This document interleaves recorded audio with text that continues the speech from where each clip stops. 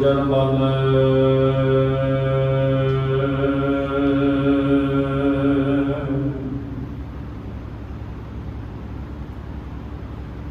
ਪ੍ਰਤਾਪ ਗੁਰੂ ਨਿਸਤਾਰੀ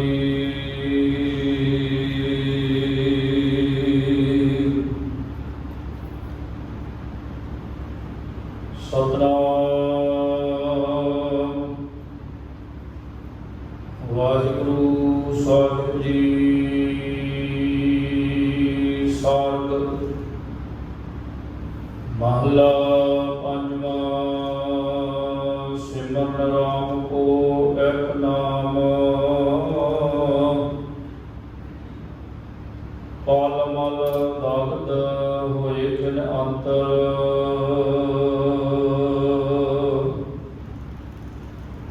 ਪੂਰਨ ਦਾਨ ਇਸ਼ਨਾਨ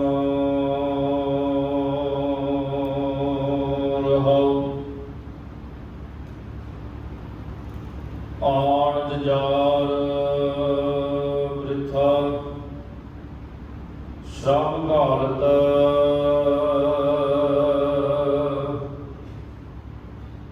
ਨਿਰਹਾਰ ਫੋਕਟ ਗਿਆਨ।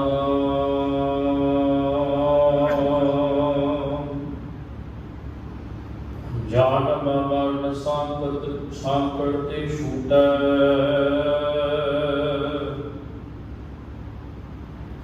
ਜਗਦੀਸ਼ ਭਜਨ ਸੁਖ ਧਿਆਨ।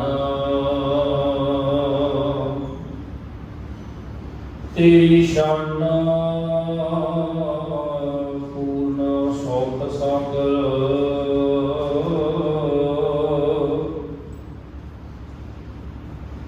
ਕਰ ਕਿਰਪਾ ਦੇਵੋ ਦਾਨ।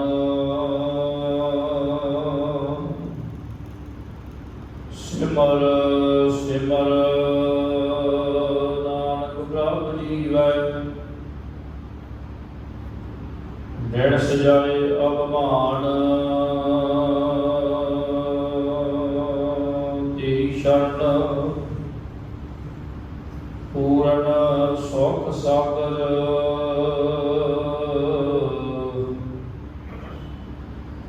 ਕਰ ਕਿਰਪਾ ਦੇਵੋ ਦਾਨ।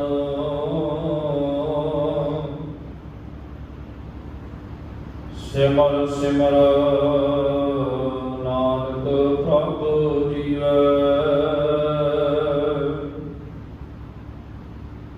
ਦਿਨ ਸਜਾਏ ਅਭਮਾਨ।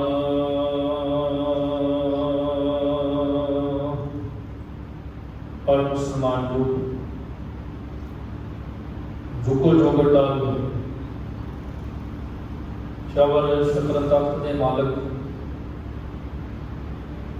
ਸਤਿਗੁਰੂ ਗੁਰੂ ਗ੍ਰੰਥ ਸਾਹਿਬ ਸੱਚੇ ਪਾਤਸ਼ਾਹ ਮਹਾਰਾਜ ਤਿਨਾਂ ਦੀ ਮੁਬਾਰਕ ਜੋਤ ਅੰਦਰ ਹਫ਼ਤਾਵਾਰੀ ਦੀਵਾਨਾਂ ਦੀਆਂ ਹਾਜ਼ਰੀਆਂ ਭਰ ਰਹੇ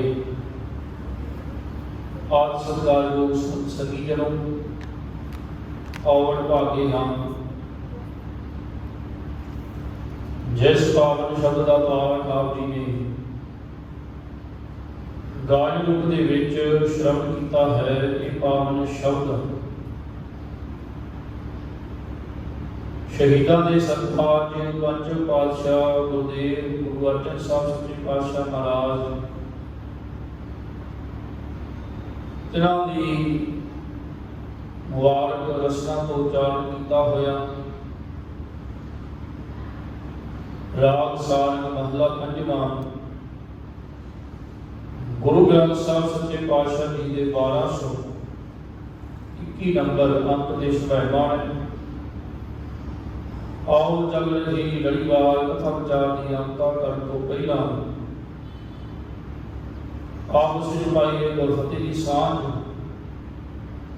ਜਿੰਨੇ ਵੀ ਸਰੀਰ ਗੁਰੂ ਦਰਬਾਰ ਦੀਆਂ ਹਾਜ਼ਰੀਆਂ ਕਰ ਰਹੇ ਹੋ, ਇੱਕੋ ਵਾਰ ਕਹਿਣ ਤੇ ਬੁਲੰਦ ਆਵਾਜ਼ ਵਿੱਚ ਆਖੋ ਜੀ ਵਾਹਿਗੁਰੂ ਜੀ ਕਾ ਖਾਲਸਾ ਵਾਹਿਗੁਰੂ ਜੀ ਕੀ ਫਤਿਹ।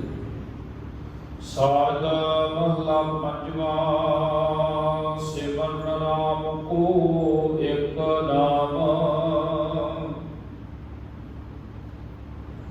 ਅੱਜ ਦੀ शब्द राही सतगुरु जी ने साडे जीवन के उपर उपदेश रूप दे विच बख्शिश की है। आराधना करते हैं कह लगे एक अकाल पुरख वाहिगुरू की याद जिहड़ा रमिया होया राम का अर्थ जिहड़ा रमिया होया वो एक नाम कहते एक नाम अकाल पुरख वाहिगुरू का नाम का भाव हो गया कि होंद उन्होंने महसूस करना कहते उसको दृढ़ करके रख सिमरन का अर्थ का दृढ़ करना बार बार जो गुरबाणी के सिमरन शब्द आया ਉਹਦਾ ਭਾਵ ਇਹ ਵੀ ਅਕਾਲ ਪੁਰਖ ਵਾਹਿਗੁਰੂ ਦੇ ਜਿਹੜੇ ਰੱਬੀ ਗੁਣ ਬਾਣੀ ਦੇ ਵਿੱਚ ਸਤਿਗੁਰੂ ਜੀ ਨੇ ਦੱਸੇ ਹਨ ਇਹਨਾਂ ਨੂੰ ਵਾਰ-ਵਾਰ ਪੜ੍ਹ ਵਾਰ-ਵਾਰ ਧਿਆਨ ਵਿੱਚ ਲੈ ਕੇ ਆ ਤਾਂ ਹੀ ਤੈਨੂੰ ਇਹ ਜੋ ਰੱਬ ਦੇ ਗੁਣ ਹਨ ਰੱਬ ਦੀ ਸਿਫਤ ਸਲਾਹ ਹੈ ਗੁਰਬਾਣੀ ਦਾ ਸਿਧਾਂਤ ਜਿਹੜਾ ਦ੍ਰਿੜ ਹੋਵੇਗਾ। ਵਚਨ ਦ੍ਰਿੜ ਹੋਣ ਵਾਸਤੇ ਮਹਾਰਾਜ ਨੇ ਵਾਰ-ਵਾਰ ਕਿਹਾ ਸਿਮਰਨ ਕਰ ਯਾਦ ਰੱਖ ਯਾਦ ਕਰ। ਆਪਾਂ ਕਿਸੇ ਨੂੰ ਕੋਈ ਗੱਲ ਕਰ ਸਮਝਾਉਂਦੇ ਨਾ ਵੀ ਯਾਦ ਕਰ ਕਿ ਉਦੋਂ ਮੈਂ ਇਹ ਕੰਮ ਆਇਆ ਸੀ ਇਸ ਤਰ੍ਹਾਂ ਸਤਿਗੁਰੂ ਜੀ ਵਾਰ-ਵਾਰ ਗੁਰਬਾਣੀ ਪੜ੍ਹਦਿਆਂ ਅਕਾਲ ਪੁਰਖ ਵਾਹਿਗੁਰੂ ਦੀ ਯਾਦ ਦਾ ਦ੍ਰਿਸ਼ਟਾਂਤ ਦਿੰਦੇ ਆ ਕਿਤੇ ਮੂਲ ਮੰਤਰ ਆਈ ਜਾਂਦੇ ਕਿਤੇ ਕਹਿੰਦੇ ਇੱਕ ਓੰਕਾਰ ਸਤਿਗੁਰ ਪ੍ਰਸਾਦ ਦੀ ਅਕਾਲ ਪੁਰਖ ਵਾਹਿਗੁਰੂ ਇੱਕ ਹੈ ਕਹਿੰਦੇ ਇੱਕੋ ਇੱਕ ਨਾਮ ਉਹਦੀ ਹੋਂਦ ਦਾ ਪਤਾ ਕਿੱਥੋਂ ਲੱਗਦਾ ਹੈ ਉਸ ਦੀ ਹੋਂਦ ਦਾ ਪਤਾ ਲੱਗਦਾ ਹੈ ਸਮੁੱਚੀ ਗੁਰਬਾਣੀ ਦੇ ਵਿੱਚੋਂ ਵੀ ਅਕਾਲ ਪੁਰਖ ਵਾਹਿਗੁਰੂ ਇੱਕ ਹੈ। ਇਸ ਕਰਕੇ ਜਿੱਥੇ ਗੁਰਬਾਣੀ ਸਾਨੂੰ ਗਿਆਨ ਚਰਚਾ ਕਰਨੀ ਸਿਖਾਉਂਦੀ ਹੈ ਜਿੱਥੇ ਗਿਆਨ ਦੀ ਗੱਲ ਹੈ ਜਿੱਥੇ ਸੋਝੀ ਬਖਸ਼ਿਸ਼ ਕਰਦੀ ਹੈ ਉੱਥੇ ਇੱਕ ਅਕਾਲ ਪੁਰਖ ਵਾਹਿਗੁਰੂ ਦੀ ਵੀ ਗੱਲ ਕਰਦੀ ਹੈ। ਇਕੱਲਾ ਗਿਆਨ ਤੱਕ ਗੱਲ ਨਾ ਹੈ ਜੀ ਇਕੱਲਾ ਗਿਆਨ ਜਿਹੜਾ ਹੈ ਉਹ ਬੰਦੇ ਦੀ ਜ਼ਿੰਦਗੀ 'ਚ ਹੰਕਾਰ ਪੈਦਾ ਕਰ ਦਿੰਦਾ ਹੈ। ਇਸ ਕਰਕੇ ਦੇ ਅਕਾਲ ਪੁਰਖ ਵਾਹਿਗੁਰੂ ਜਿਹੜਾ ਰਮਿਆ ਹੋਇਆ ਹੁੰਦਾ ਹੈ ਉਹਦੀ ਹੋਂਦ ਦ੍ਰਿੜ ਕਰਕੇ ਮਨ ਵਿੱਚ ਵਸਾ ਕੇ ਰੱਖ ਭਾਵੇਂ ਗੁਰੂ ਘਰੇ ਆ ਭਾਵੇਂ ਘਰ ਦੇ ਵਿੱਚ ਕੰਮ ਕਰ ਰਹੇ ਆ ਭਾਵੇਂ ਦਫ਼ਤਰ ਵਿੱਚ ਹੈ ਭਾਵੇਂ ਬਾਜ਼ਾਰ ਵਿੱਚ ਹੈ ਭਾਵੇਂ ਸਫ਼ਰ 'ਚ ਹੈ। ਕਹਿੰਦੇ ਜਦੋਂ ਇੱਕ ਅਕਾਲ ਪੁਰਖ ਵਾਹਿਗੁਰੂ ਮਨੁੱਖ ਦ੍ਰਿੜ ਕਰਦਾ ਹੈ ਜ਼ਿੰਦਗੀ ਦੇ ਅੰਦਰ ਹੁਣ ਇਕੱਲਾ ਇੱਥੇ ਅੱਖਰੀ ਤੌਰ ਤੇ ਜਪਣ ਦੀ ਗੱਲ ਨਹੀਂ ਹੋ ਰਹੀ ਅੱਖਰਾਂ ਦੀ ਗੱਲ ਨਹੀਂ ਹੈ ਇੱਥੇ ਭਾਵਨਾ ਦੀ ਗੱਲ ਕਰਦੀ ਜਿਹੜਾ ਮਨੁੱਖ ਭਾਵਨਾ ਦੇ ਸਹਿਤ ਅਕਾਲ ਪੁਰਖ ਵਾਹਿਗੁਰੂ ਦੀ ਹੋਂਦ ਨੂੰ ਮਹਿਸੂਸ ਕਰ ਲੈਂਦਾ ਜੀਵਨ ਦੇ ਵਿੱਚ ਤੇ ਕੀ ਫਰਕ ਪੈਂਦਾ ਕਾਲ ਮਲ ਦਾਗਦ ਹੋਏ ਕਹਿ ਅੰਤਰ ਕੋਟ ਦਾਣ ਇਸ਼ਨਾਨ ਰਹਾਉ। ਕਲਮਲ ਦਾ ਅਰਥ ਹੈ ਪਾਪ ਦਾਗਦ ਦਾ ਅਰਥ ਹੈ ਸੜ ਜਾਂਦੇ ਆ ਮਨੁੱਖ ਦੀ ਜ਼ਿੰਦਗੀ ਵਿੱਚੋਂ ਪਾਪ ਖਤਮ ਹੋ ਜਾਣ ਜਿਹੜੀ ਪਾਪ ਵਾਲੀ ਬਿਰਤੀ ਆ ਨਾ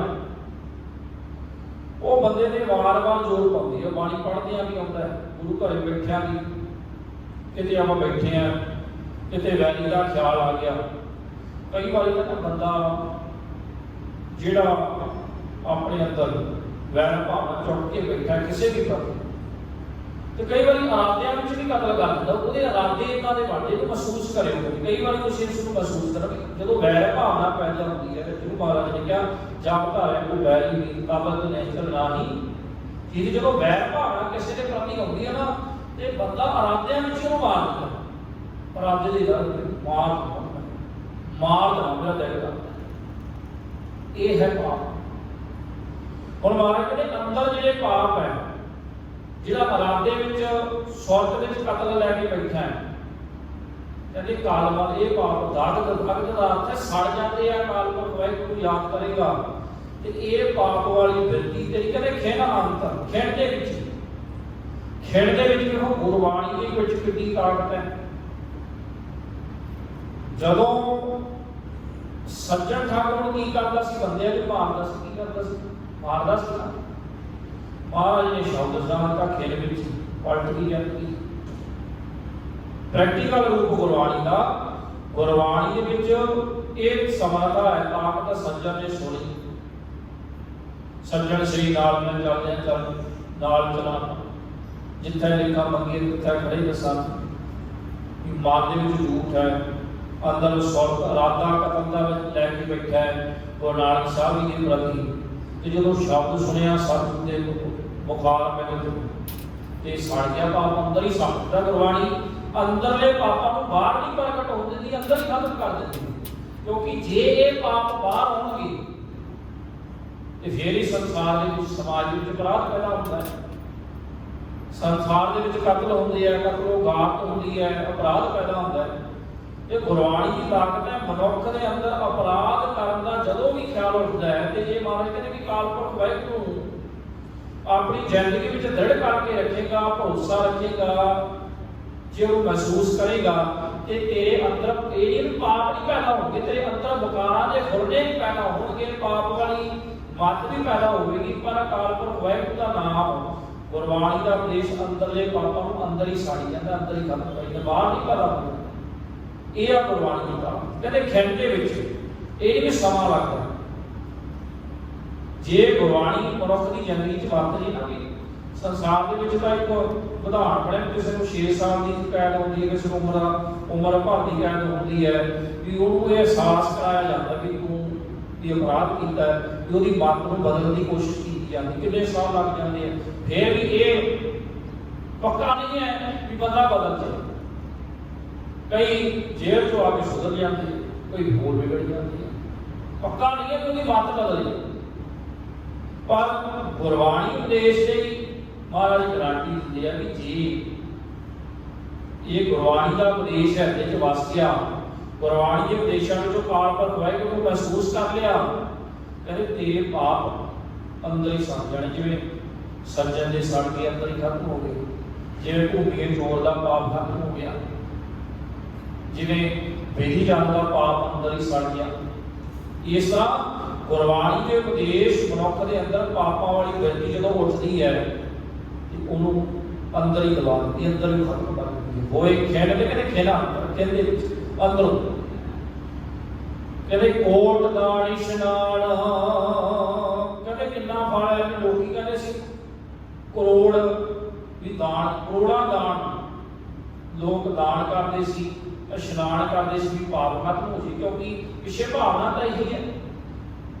पर महाराज ने लोगों कितना सौखा तरीका दसिया, कहते सुनिया 8 घंट का इशनान, कहते जे अकाल पुरख वाहिगुरू की इस सिफत सलाह सुन लवेगा, वसा लवेगा, करोड़ कहते 8 तीर्थां का इशनान हो गया। तेरा मन तेरे मन का इशनान हो गया।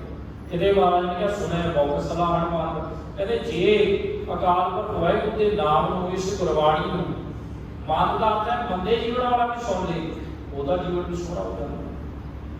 कहते ये अकाल पुरख वाहिगुरू के नाम की बरकत है, ये शोभा है, वडियाई है। कहते करोड़ा दान, करोड़ा इशनान, जे मनुख अकाल पुरख वाहिगुरू दृढ़ कर लेना जिंदगी में, कहते वो याद में ही जुड़िया जुड़िया मनुख करोड़ा ही दान कर लेता है तो करोड़ा ही इशनान कर लेते हैं। उन्होंने बाहरी तीर्थां से भटकण की जरूरत नहीं पैंदी।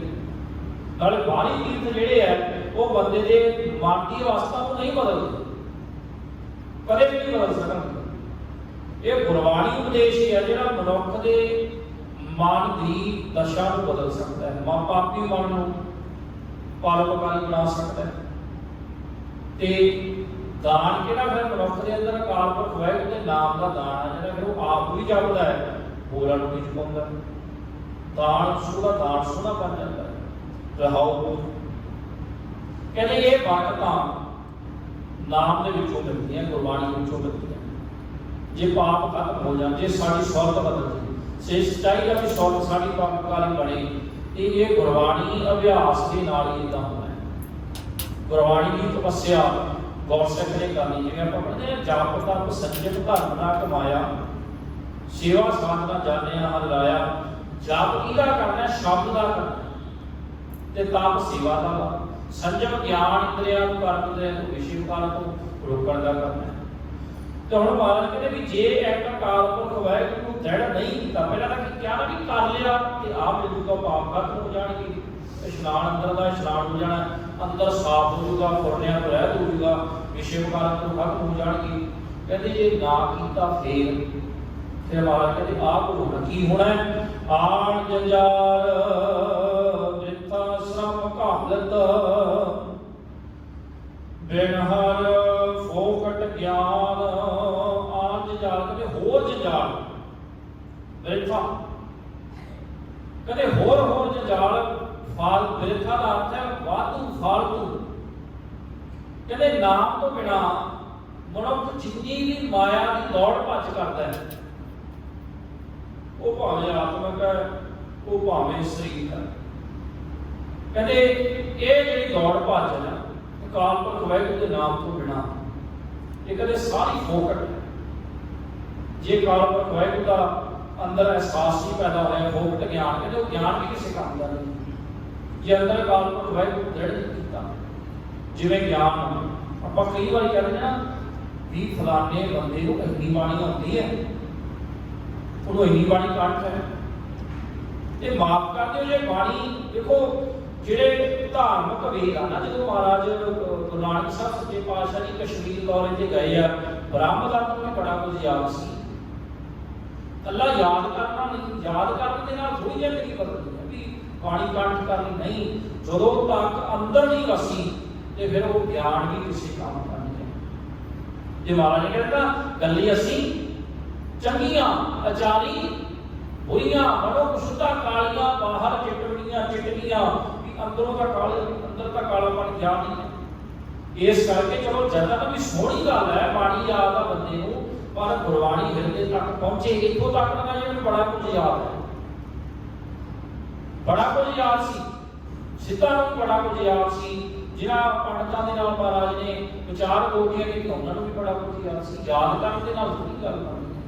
ਜਦੋਂ ਤੱਕ ਅਕਾਲ ਪੁਰਖ ਵਾਹਿਗੁਰੂ ਦੀ ਯਾਦ ਹਿਰਦੇ ਦਾ ਆਧਾਰ ਨਹੀਂ ਬਣਦੀ, ਮਹਾਰਾਜ ਕਹਿੰਦੇ ਸਭ ਕੁਝ ਬ੍ਰਿਥਾ ਹੀ ਹੈ। ਭਾਵੇਂ ਉਹ ਦੁਨਿਆਵੀ ਕੰਮ ਧੰਦੀ ਹੈ, ਭਾਵੇਂ ਦੁਨਿਆਵੀ ਸੁੱਖ ਸਹੂਲਤਾਂ, ਕਿਸੇ ਕੰਮ ਨਹੀਂ ਹੈ। ਬਾਣੀ ਵਿੱਚ ਪੜ੍ਹਦੇ ਨਾ, ਭਈ ਪ੍ਰਾਪਤ ਮਾਨਕ ਦੇਵਰੀਆ ਗੋਬਿੰਦ ਰਾਣੀ ਕੀ ਇਹ ਤੇਰੀ ਬੜੀਆ, ਅਵਰ ਕਾਜ ਤੇਰਾ ਕਿਤੇ ਨਾ ਕੰਮ। ਜੇ ਰੱਬ ਦੀ ਯਾਦ ਨਹੀਂ ਆ ਤੇ ਹੋਰ ਸਾਰੇ ਕੰਮ ਕਿਸੇ ਲੇਖੇ ਚ ਨਹੀਂ ਹੈ। ਭਾਵੇਂ ਅਸੀਂ ਧਨ ਕਮਾ ਕੇ ਲਿਆ ਰਹੇ ਹਾਂ, ਭਾਵੇਂ ਸਾਡਾ ਕੰਮਕਾਰ ਬਹੁਤ ਵਧੀਆ, ਭਾਵੇਂ ਬਹੁਤ ਕੁਝ ਹੈ ਸਾਡੇ ਕੋਲ, ਪਰ ਜੇ ਉਹ ਸਿੱਖੀ ਨਹੀਂ ਹੈ ਤੇ ਫਿਰ ਸਮਝ ਲਓ ਅਸੀਂ ਕੁਝ ਵੀ ਨਹੀਂ ਕਮਾਇਆ ਤੇ ਸਾਡੇ ਕੋਲ ਕੁਝ ਵੀ ਨਹੀਂ। ਇਸ ਕਰਕੇ ਨਾਮ ਜ਼ਰੂਰੀ ਹੈ। ਗੁਰਬਾਣੀ ਦਾ ਉਪਦੇਸ਼ ਮਨੁੱਖ ਦੇ ਹਿਰਦੇ ਦਾ ਆਧਾਰ ਹੋਣਾ ਜ਼ਰੂਰੀ ਹੈ। ਨਹੀਂ ਤਾਂ ਤੁਸੀਂ ਦੇਖ ਲਓ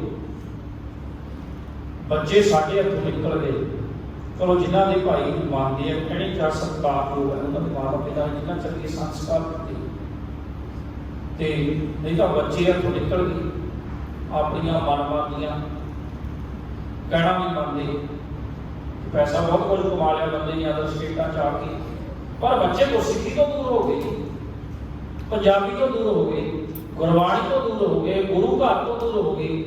ਫਿਰ ਕੀ ਫਾਇਦਾ ਹੋਇਆ? ਖੱਟਿਆ ਕੀ ਕਰਾਂ? ਜੇ ਇਹ ਸਭ ਦੇ ਬਦਲੇ ਇਸੇ ਕਰਕੇ ਸਾਡੇ ਬਜ਼ੁਰਗਾਂ ਨੇ ਲਾਹੌਰ ਛੱਡਿਆ ਸੀ। ਪਾਕਿਸਤਾਨ ਤੋਂ ਆਉਣ ਦਾ ਕਾਰਨ ਸੀ ਨਾ ਜਿਹੜਾ, ਉਹ ਇਹੀ ਸੀ। ਉੱਥੇ ਜ਼ਮੀਨਾਂ ਛੱਡ ਆਏ, ਵਗਦੀਆਂ ਜ਼ਮੀਨਾਂ ਛੱਡ ਆਏ, ਪਸ਼ੂ ਡੰਗਰ ਛੱਡ ਆਏ ਵੀ ਸਾਨੂੰ, ਅਸੀਂ ਸਿੱਖੀ ਨੂੰ ਨਹੀਂ ਬਣਾਉਣਾ ਚਾਹੁੰਦੇ, ਅਸੀਂ ਆਪਣੇ ਵਿਰਸੇ ਨੂੰ ਗਵਾਉਣਾ ਨਹੀਂ ਚਾਹੁੰਦੇ। ਇਹ ਕੁਝ ਉਹ ਵੀ ਕਰ ਸਕਦੇ ਸੀ ਜੇ ਉਹਨਾਂ ਨੂੰ ਇਹ ਚੀਜ਼ਾਂ ਹੁੰਦੀਆਂ ਵੀ ਗੱਲਾਂ ਦੇ ਪਦਾਰਥ ਦੀ ਗੱਲ ਦੀ ਤਾਂ ਬਹੁਤ ਕੁਝ ਸੀ, ਟਿਕੇ ਟਕਾਏ ਸੀ ਵੀ ਇਹੀ ਕਹਿਣਾ ਸੀ ਇਸਲਾਮ ਹੀ ਕਬੂਲ ਕਰਨਾ ਸੀ ਨਾ, ਵੀ ਅਸੀਂ ਇਸਲਾਮ ਨੂੰ ਕਬੂਲ ਕਰਦੇ ਹਾਂ ਜੀ, ਸਭ ਕੁਝ ਛੱਡ ਕੇ ਆਏ। ਇਹਦੇ ਪਿੱਛੇ ਵੀ ਕੰਮ ਧੰਦੇ ਉਨੇ ਜ਼ਰੂਰੀ ਨਹੀਂ ਆ ਜਿੰਨਾ ਜ਼ਰੂਰੀ ਸਾਡੇ ਲਈ ਗੁਰੂ ਨਾਨਕ ਦਾ ਉਪਦੇਸ਼ ਹੈ, ਜਿੰਨੀ ਸਾਡੇ ਲਈ ਸਿੱਖੀ ਜ਼ਰੂਰੀ ਹੈ। ਇਸ ਕਰਕੇ ਜੇ ਸਿੱਖੀ ਨਹੀਂ ਹੈ ਤੇ ਇਸ ਗੱਲ ਨੂੰ ਮਹਿਸੂਸ ਕਰ ਲਈਏ ਫਿਰ ਕੁਝ ਵੀ ਨਹੀਂ ਹੈ, ਸਾਡੇ ਕੋਲੇ ਕੁਝ ਨਹੀਂ, ਫਿਰ ਅਸੀਂ ਗਰੀਬ ਹਾਂ, ਫਿਰ ਅਸੀਂ ਅਮੀਰ ਨਹੀਂ ਹਾਂ। ਇਸ ਕਰਕੇ ਥੋੜਾ ਜਿਹਾ ਇਸ ਪਾਸੇ ਵੀ ਅਦਰ ਸਟੇਟਾਂ ਵਿੱਚ ਰਹਿੰਦੇ, ਹੋਰ ਕਿਤੇ ਵੀ ਆਪਾਂ ਰਹਿੰਦੇ ਆ ਤੇ ਉੱਥੇ ਇਹਨੂੰ ਮਹਿਸੂਸ ਕਰੀਏ ਵੀ ਇਹ ਚੀਜ਼ ਦੀ ਘਾਟ ਹੈ ਮੇਰੇ ਬੱਚਿਆਂ ਦੇ ਵਿੱਚ ਜਾਂ ਮੇਰੇ ਵਿੱਚ, ਵੀ ਕਦੇ ਅਸੀਂ ਇਸ ਕਲਚਰ ਤੋਂ ਬਾਹਰ ਤਾਂ ਨਹੀਂ ਹੋ ਕੇ ਇਸੇ ਕਲਚਰ ਦੇ ਵਿੱਚ ਬਹਿੰਦੇ ਆ ਚਲੋ ਜੀ ਹੁੰਦਾ ਹੀ ਹੈ ਜੀ, ਅੱਜ ਕੱਲ੍ਹ ਚੱਲਦਾ ਹੀ ਹੈ, ਏਦਾਂ ਹੀ ਕਿਸੇ ਪੁੱਛ ਲਓ ਪਤਾ ਚੱਲਦਾ ਹੀ ਹੈ, ਕੀ ਕਰੀਏ, ਕੀ ਕਰ ਸਕਦੇ ਹਾਂ।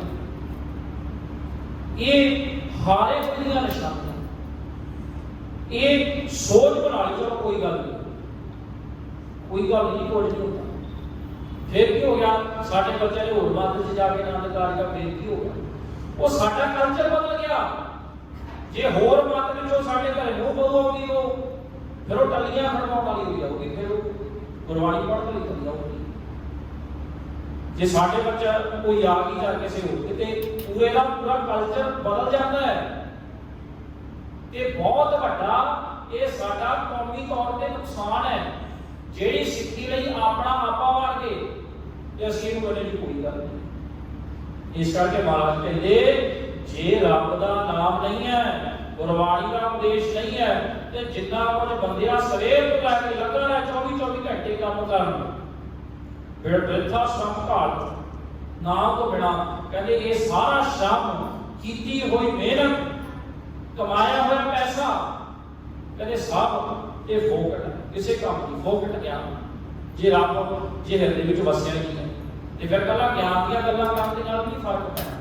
ਉਹ ਕਿਵੇਂ?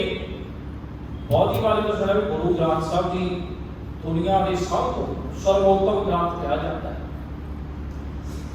ਬਹੁਤ ਸੋਹਣੇ ਸਿਧਾਂਤ ਹੈ। ਆਮ ਆਪਾਂ ਗੱਲਾਂ ਕਰਦੇ ਨਾ, ਸਾਮ ਲੋਕਾਂ ਦੇ ਵਿੱਚ ਬੜੀ ਵਧੀਆ ਉਪਦੇਸ਼ ਹੈ ਜੀ ਬਾਣੀ ਦੇ, ਪਰ ਜੇ ਮੰਨੇਗੀ ਤੇ ਫਿਰ ਕੀ ਹੈ ਕਿ ਲੋਕਾਂ ਦੀ ਗੱਲ ਤਾਂ ਮੰਨਣ ਦੇ ਆ ਨਾ। ਮੰਨੇਗੀ ਗੱਲ ਕਹੀ ਨਾ, ਜੇ ਮੰਨਣ ਵਾਲੇ ਦੀ ਗੱਲ ਹੈ। ਹੁਕਮ ਮੰਨੇ ਹੋਵੇ ਪ੍ਰਮਾਣ ਦਾ ਖਸਮੇ ਕਾ ਮਹਿਲ ਪਾਇਸ, ਫਿਰ ਬਹੁਤੀ ਵਾਰੀ ਇਹ ਗੱਲਾਂ ਹੀ ਰਹਿ ਜਾਂਦੀਆਂ। ਬਹੁਤੀ ਵਾਰ ਇਹ ਸੰਸਾਰ ਦੇ ਵਿੱਚ ਬਹੁਤਾ ਹਿੱਸਾ ਇਹ ਫੋਕਟ ਕਿਉਂ ਰਹਿ ਗਿਆ? ਕਿਉਂਕਿ ਕੱਲਾ ਗਿਆਨ ਦੀਆਂ ਗੱਲਾਂ ਹੀ ਕੀਤੀਆਂ, ਪਰ ਅੰਦਰ ਅਕਾਲ ਪੁਰਖ ਵਾਹਿਗੁਰੂ ਦਾ ਉਹ ਸੋਹਣਾ ਉਪਦੇਸ਼ ਜਿਹੜਾ ਮਹਾਰਾਜ ਨੇ ਬਾਣੀ ਵਿੱਚ ਅੰਕਿਤ ਕੀਤਾ, ਜਿਹਦੇ ਕਰਕੇ ਮਹਾਰਾਜ ਕਹਿੰਦੇ ਗਿਆਨ ਅਕਾਲ ਪੁਰਖ ਵਾਹਿਗੁਰੂ ਦਾ ਉਪਦੇਸ਼ ਇੰਨਾ ਜ਼ਰੂਰੀ ਹੈ, ਜਿਹਦੇ ਕਰਕੇ ਗੁਰੂ ਅਰਜਨ ਸਾਹਿਬ ਸੱਚੇ ਪਾਤਸ਼ਾਹ ਜੀ ਨੇ ਆਪਣੇ ਤਨ ਦਾ ਠਿਕਰਾ ਫੋੜ ਦਿੱਤਾ। ਤਤੀ ਰਵੀ ਦੇ ਬੈਠਾ ਉਹਨਾਂ ਨੇ ਕਬੂਲ ਕਰ ਲਿਆ, ਦੇਗ ਵਿੱਚ ਉਪਲਣਾ ਆਪਣੇ ਆਪ ਨੂੰ ਕਬੂਲ ਕਰ ਲਿਆ, ਸਿਰ ਦੇ ਪੈਂਦੀ ਰੇਤਾ ਕਬੂਲ ਕਰ ਲਈ। ਕਿੰਨਾ ਜ਼ਰੂਰੀ ਗਿਆਨ ਹੈ, ਕਿੰਨੀ ਅਹਿਮੀਅਤ ਹੈ ਵੀ ਆਪਣਾ ਆਪਾ ਵਾਰ ਕੇ ਮਹਾਰਾਜ ਨੇ ਸਬੂਤ ਦਿੱਤਾ। ਕਿ ਮੈਂ ਕਹਿੰਦਾ ਫਿਰ ਕਿਉਂ ਜੀ ਗੁਰੂ ਗ੍ਰੰਥ ਸਾਹਿਬ ਦੀਆਂ ਗੱਲਾਂ ਕਿਹੜਾ ਸਾਰੇ ਮੰਨਦੇ ਆ? ਨਹੀਂ ਮੰਨਦਾ ਭਲਿਆ, ਆਹ ਗੱਲਾਂ ਹੈ ਗੁਰੂ ਗ੍ਰੰਥ ਸਾਹਿਬ ਦੀ ਅਹਿਮੀਅਤ ਰੱਖਦਾ ਗੁਰੂ ਗ੍ਰੰਥ ਸਾਹਿਬ ਦੀ ਵੀ ਤੇਜ ਤਾਂ ਵੀ ਹੋ ਸਕਦੀ ਨਹੀਂ ਮੰਨਦਾ, ਤੇ ਤੂੰ ਆਏ ਤਾਂ ਕਹਿੰਦਾ ਕੌਣ ਮੰਨਦਾ ਨਹੀਂ ਮੰਨਦਾ, ਤੇ ਤੇਰੇ ਮਾੜੇ ਭਾਗ ਹੈ। ਜਿਹੜੇ ਉਪਦੇਸ਼ ਨੂੰ ਮਹਾਰਾਜ ਨੇ ਸਮਝਾਉਂਦੇ ਆ, ਇੰਨੀਆਂ ਵੱਡੀਆਂ ਕੁਰਬਾਨੀਆਂ ਕੀਤੀਆਂ। ਸਾਡਾ ਤਾਂ ਇਹ ਹੋਣਾ ਚਾਹੀਦਾ ਸੀ ਅਸੀਂ ਜਿੰਨੇ ਮਰਜ਼ੀ ਜਪ ਲੈ ਲਈਏ ਨਾ, ਤੇ ਅਸੀਂ ਗੁਰੂ ਦਾ ਕਰਜ਼ਾ ਨਹੀਂ ਲਾ ਸਕਦੇ, ਬੜਾ ਕਰਜ਼ਾ ਨਹੀਂ ਸਾਡੇ ਸਿਰ। ਮਾਵਾ ਇਹ ਗੱਲ ਸੋਚਣ, ਜੇ ਇਹ ਜਿਹਨੂੰ ਸੋਚਾਂਗੇ ਮਹਿਸੂਸ ਕਰਾਂਗੇ ਤੇ ਤਾਂ ਅਸੀਂ ਬੱਚਿਆਂ ਨੂੰ ਇਸ ਪਾਸੇ ਲਾ ਸਕਾਂਗੇ ਕਿ ਗੁਰੂ ਜੀ ਦਾ ਸਾਡੇ ਸਿਰ ਕਰਜ਼ਾ ਹੈ। ਦਸਾਂ ਪਾਤਸ਼ਾਹੀਆਂ ਦਾ ਬਹੁਤ ਵੱਡਾ ਉਹਨਾਂ ਦਾ ਪਰਉਪਕਾਰ ਹੈ। ਕਿਉਂਕਿ ਮੈਨੂੰ ਤਾਂ ਇਹ ਚੀਜ਼ਾਂ ਆਈ ਪੜੀ ਹੈ ਨਾ ਮੈਨੂੰ ਆਪਣਾ ਪਿਤਾ ਸ਼ਹੀਦ ਕਰਾਉਣਾ ਪਿਆ, ਨਾ ਮੈਨੂੰ ਆਪਣੇ ਬੱਚੇ ਸ਼ਹੀਦ ਕਰਾਉਣੇ ਪਏ, ਨਾ ਮੈਨੂੰ ਆਪਣਾ ਪਰਿਵਾਰ ਵਾਰਨਾ ਪਿਆ। ਉਹਨਾਂ ਨੂੰ ਪੁੱਛੀ ਦੀ ਕੀਮਤ ਕੀ ਹੈ ਜਿਨ੍ਹਾਂ ਨੇ ਆਪਣਾ ਪਰਿਵਾਰ। ਇਸ ਕਰਕੇ ਇਹ ਭਾਵਨਾ ਅੰਦਰ ਗੁਰੂ ਦੇ ਪ੍ਰਤੀ ਪੈਦਾ ਕੀਤੀ। ਅਸੀਂ ਗੁਰੂ ਜੀ ਨੂੰ ਕਹੀਏ ਵੀ ਗੁਰੂ ਜੀ ਸਾਡੇ ਤੇ ਬਖਸ਼ਿਸ਼ ਕਰੋ, ਸਾਡੇ ਅੰਦਰ ਇਹ ਉਪਦੇਸ਼ ਨੂੰ ਹੁਕਮਨਾਮੇ ਨੂੰ ਮੰਨਣ ਦੀ ਜਿਹੜਾ ਬਾਲ ਬੁੱਧੀ ਬਖਸ਼ੋ। ਜਦੋਂ ਇਹਦਾ ਕਹਾਂਗੇ ਤੇ ਸਤਿਗੁਰੂ ਜੀ ਕਿਰਪਾ ਵੀ ਕਰਨਗੇ। ਮੈਂ ਕਿਹਨਾਂ ਤੋੜ ਕੇ ਜਵਾਬ ਨਾ ਜੀ ਮੈਂ ਨਹੀਂ ਮੰਨਦਾ। ਤੇ ਫਿਰ ਮਹਾਰਾਜ ਸੁੱਖ ਸ਼ਾਂਤੀ ਚਾਹੀਦੀ ਹੈ, ਮਹਾਰਾਜ ਕਾਰੋਬਾਰ ਵੀ ਚਾਹੀਦਾ, ਮਹਾਰਾਜ ਪੁੱਤ ਧੀ ਦਾ ਵਿਆਹ ਵੀ ਹੋ ਜੇ ਤੇ ਮੰਗਦਾ ਉਹਦੇ ਤੋਂ ਨਹੀਂ ਲੀਕ ਨਹੀਂ ਮੰਨਦਾ। ਇਸ ਕਰਕੇ ਗੁਰੂ ਜੀ ਦੇ ਅਸੀਂ ਬਹੁਤ ਕਰਜ਼ਦਾਰ ਹਾਂ, ਅਸੀਂ ਕਰਜ਼ਾ ਦਿੰਦੇ ਗੁਰੂ ਦਾ। ਇਸ ਕਰਕੇ ਜਿੱਥੇ ਅਸੀਂ ਦੁਨਿਆਵੀ ਕੰਮ ਕਰਦੇ ਆ, ਉੱਥੇ ਰੋਜ਼ 1 ਘੰਟਾ ਗੁਰਬਾਣੀ ਗੁਰ ਇਤਿਹਾਸ ਦੀ ਕੱਢੀਏ, ਵਿਚਾਰ ਚਰਚਾ ਕਰੀਏ ਆਪਣੇ ਗੁਰ ਇਤਿਹਾਸ ਦੀ, ਸਿੱਖ ਇਤਿਹਾਸ ਦੀ, ਸਾਡੇ ਵਿੱਚ ਪਰਪੱਕਤਾ ਆ ਸਕੇ, ਸਾਡੇ ਬੱਚਿਆਂ ਵਿੱਚ ਪਰਪੱਕਤਾ ਆ ਸਕੇ। ਤੇ ਨਹੀਂ ਤਾਂ ਮਹਾਰਾਜ ਕਹਿੰਦੇ ਨਾਮ ਤੋਂ ਬਿਨਾਂ ਇਕੱਲਾ ਗਿਆਨ ਦੀ ਚਰਚਾ ਕਰ ਲੈਣੀ ਬਹੁਤੀ ਲਾਹੇਵੰਦ ਨਹੀਂ ਹੈ। ਫਿਰ ਅੱਗੇ ਮਹਾਰਾਜ ਵਾਸ਼ੀ ਕਹਿੰਦੇ ਜਾਨ ਮਨ ਸੰਕਟ ਤੇ ਛੁਟੈ, ਜਗਦੀਸ਼ ਭਜਨ ਸੁਖ ਧਿਆਨ।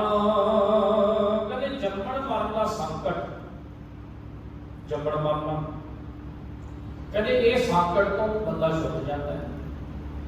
ਹੁਣ ਇਹ ਕੀ ਜੰਮਣਾ ਮਰਨਾ ਸੰਕਟ ਹੈ ਜੀ ਦੁਨੀਆ ਵਿੱਚ ਹੋਣਾ? ਇਹ ਤਾਂ ਪਰਮੇਸ਼ਰ ਦਾ ਹੁਕਮ ਹੈ।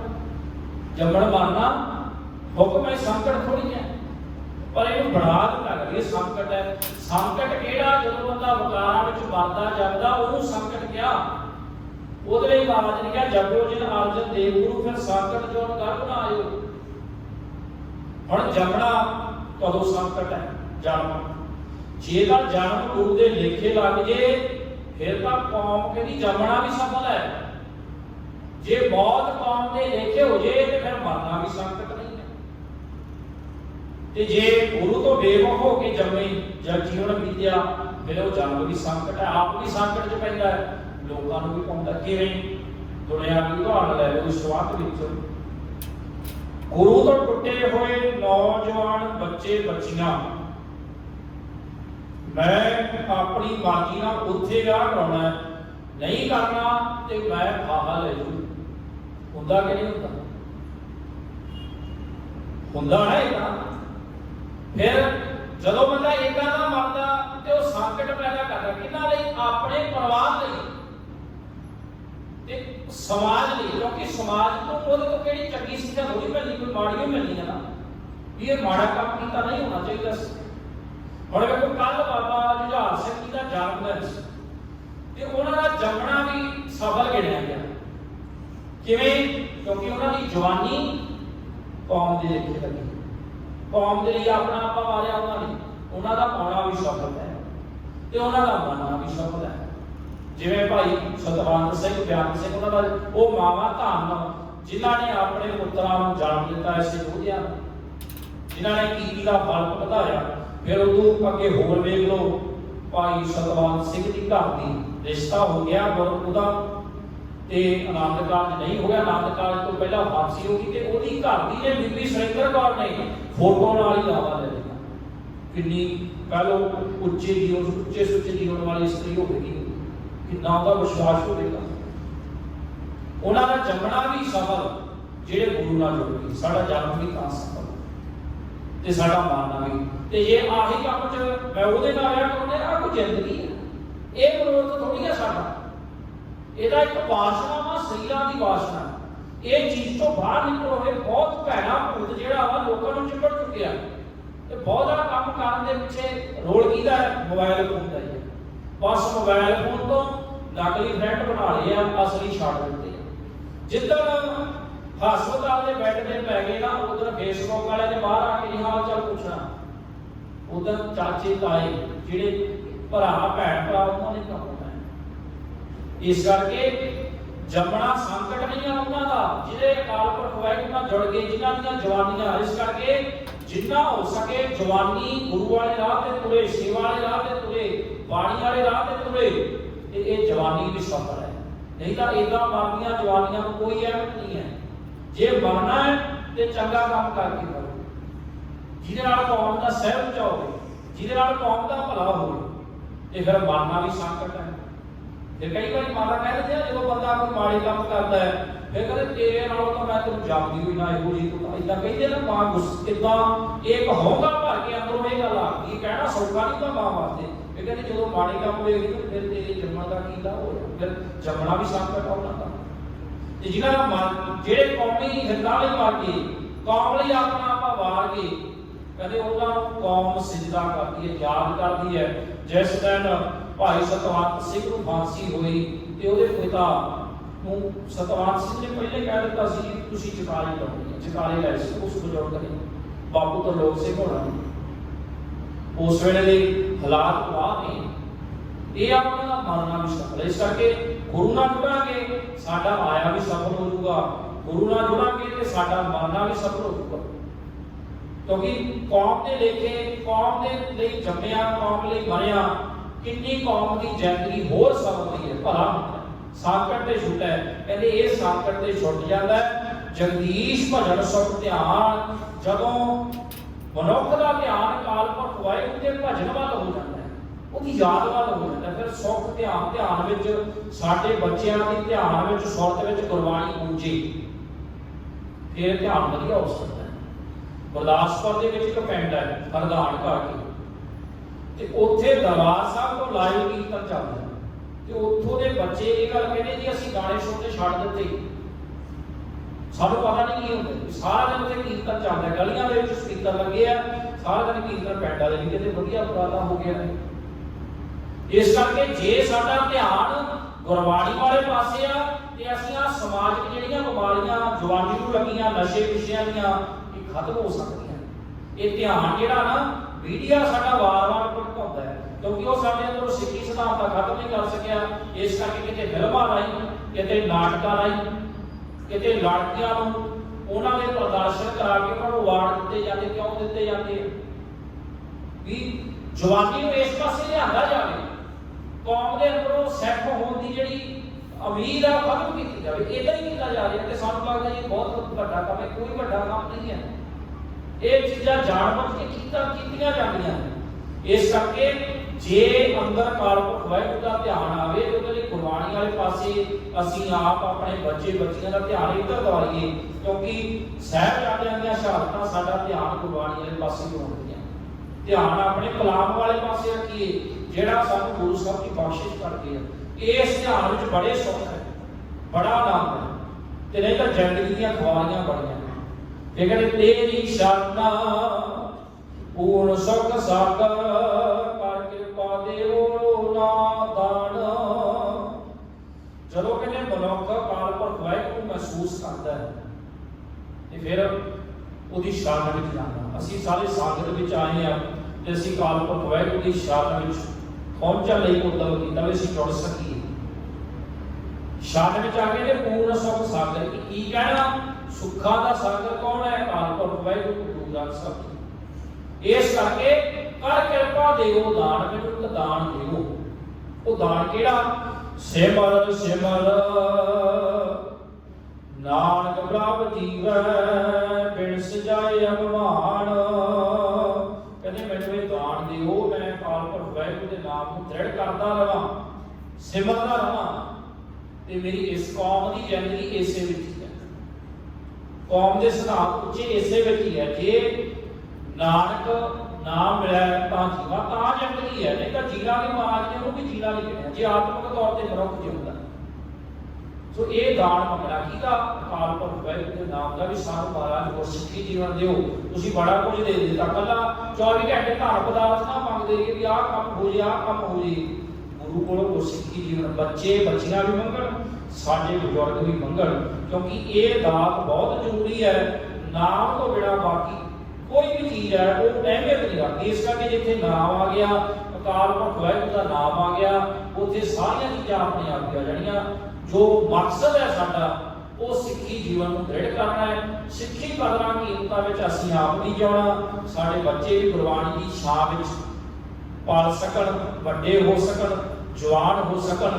ਤੇ ਮਹਾਰਾਜ ਕਹਿੰਦੇ ਜਦੋਂ ਮਨੁੱਖ ਇਸ ਤਰ੍ਹਾਂ ਕਾਲਪੁਰਖ ਵਾਹਿਗੁਰੂ ਦੇ ਨਾਮ ਨੂੰ ਜਿਉਂਦਾ, ਆਤਮਿਕ ਤੌਰ ਤੇ ਜਿਉਂਦਾ ਹੈ, ਤੇ ਮਨੁੱਖ ਦਾ ਹੰਕਾਰ ਖਤਮ ਹੋ ਜਾਂਦਾ ਹੈ, ਮਨੁੱਖ ਦੀ ਜ਼ਿੰਦਗੀ ਵਿੱਚ ਨਿਮਰਤਾ ਆ ਜਾਂਦੀ ਹੈ। ਇਹ ਸਾਰੀਆਂ ਬਖਸ਼ਿਸ਼ਾਂ ਇੱਕ ਕਾਲਪੁਰਖ ਵਾਹਿਗੁਰੂ ਦੀ ਯਾਦ ਵਿੱਚ ਹੈ। ਤੇ ਇਹ ਯਾਦ ਕਦੋਂ ਆਉਂਦੀ ਹੈ? ਜਦੋਂ ਮਨੁੱਖ ਗੁਰੂ ਗ੍ਰੰਥ ਸਾਹਿਬ ਜੀ ਦੀ ਬਾਣੀ ਦੇ ਨਾਲ ਤਨੋਂ ਮਨੋਂ ਹੋ ਕੇ, ਦਿਲੋਂ ਹੋ ਕੇ, ਸਮਰਪਿਤ ਹੋ ਕੇ ਆਪਣਾ ਆਪਾ ਭੇਟ ਕਰਦਾ ਹੈ। ਇਹ ਸਾਰੀਆਂ ਬਖਸ਼ਿਸ਼ਾਂ ਜਿਹੜੀਆਂ ਆਪਾਂ ਅੱਜ ਦੇ ਸ਼ਬਦ ਚ ਉਚਾਰੀਆਂ, ਜਿਹਦੇ ਨਾਲ ਕੌਮ ਦਾ ਰਾਹ ਜਿਹੜਾ ਵਾ ਉਹ ਚਾਨਣ ਮੁਨਾਰਾ ਹੁੰਦਾ ਕੌਮ ਦੇ ਲਈ। ਇਹ ਸਾਰੀਆਂ ਬਖਸ਼ਿਸ਼ਾਂ ਸਾਡੀ ਝੋਲੀ ਵਿੱਚ ਪੈਣ। ਸਤਿਗੁਰੂ ਗੁਰੂ ਗ੍ਰੰਥ ਸਾਹਿਬ ਜੀ ਸਾਡੇ ਸਿਰ ਤੇ ਮਿਹਰ ਪ੍ਰਾਪਤ ਰੱਖਣ। ਕਰੋ ਗੁਰਸਿੱਖੀ ਜੀਵਨ। ਨਾਮ ਦੀ ਦਾਤ ਬਖਸ਼ਣ। ਸਭਨਾਂ ਦਾ ਧੰਨਵਾਦ। ਵਾਹਿਗੁਰੂ ਜੀ ਕਾ ਖਾਲਸਾ, ਵਾਹਿਗੁਰੂ ਜੀ ਕੀ ਫਤਿਹ। ਆਪ ਕਲੀ ਮਹਲਾ ਤੀਜਾ।